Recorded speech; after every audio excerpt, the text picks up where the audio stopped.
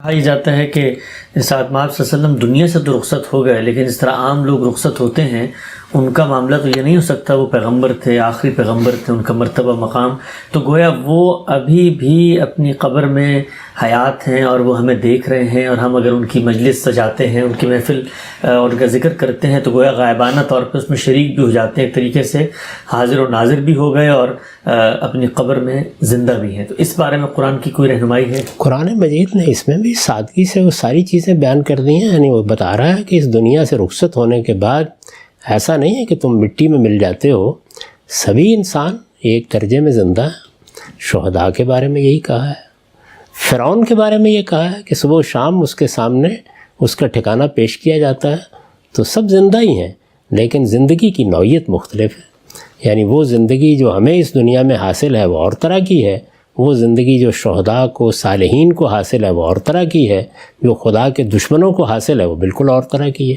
تو اللہ تعالیٰ نے سب کو بیان کر دیا ہے۔ ایسا نہیں ہے کہ مرنے کے بعد، یہ تو اسلام کا بنیادی مقدمہ ہے،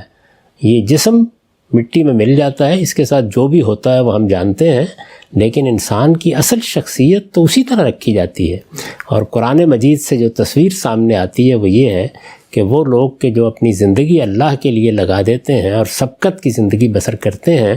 وہ اللہ کے ہاں رزق پاتے ہیں، ان پر اللہ کی نعمتیں ہوتی ہیں، اور ان کے بارے میں توجہ دلائی ہے کہ ان کو مردہ مت سمجھو، بل احیاء ولکن لا تشعرون۔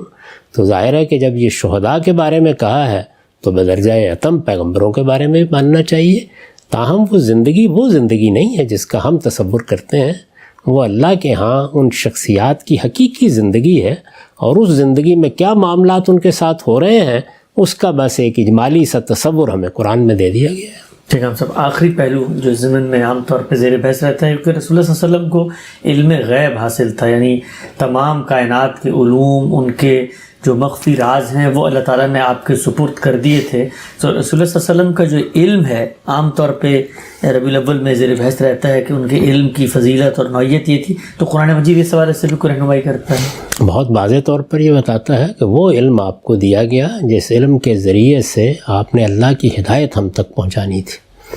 وہ علم قرآن مجید کے ذریعے سے دیا گیا، وہ اللہ تعالیٰ نے قرآن کے علاوہ بھی آپ کو دیا، وہ بصیرت عطا فرمائی کہ آپ اجتہادی معاملات میں ہماری تربیت کریں، ہمیں اطلاق کر کے دکھائیں، اور اس طرح وہ چیزیں جن کو انسان خود نہیں سمجھ سکتا تھا وہ سب کی سب وحی کے ذریعے سے بتا دی گئیں۔ اللہ کے پیغمبر یہ علم لے کر آئے تھے، یعنی باقی علوم کا اس سے کیا تعلق ہے؟ یہ بات قرآن نے جگہ جگہ واضح کر دی ہے۔ ہدایت کا علم،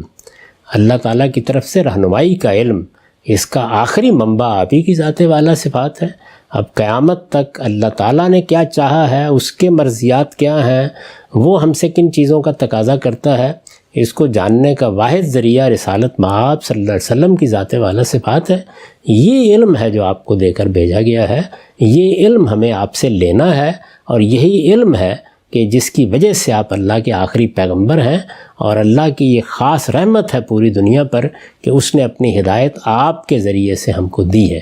باقی علوم فنون کا اس سے کوئی تعلق نہیں، اس میں تو خود رسالت مآب صلی اللہ علیہ وسلم نے، مسلم کی روایت ہے، یہ فرمایا کہ انتم عالم بامور دنیاکم، تم اپنے دنیا کے معاملات کو مجھ سے بہتر جانتے ہو۔ ٹھیک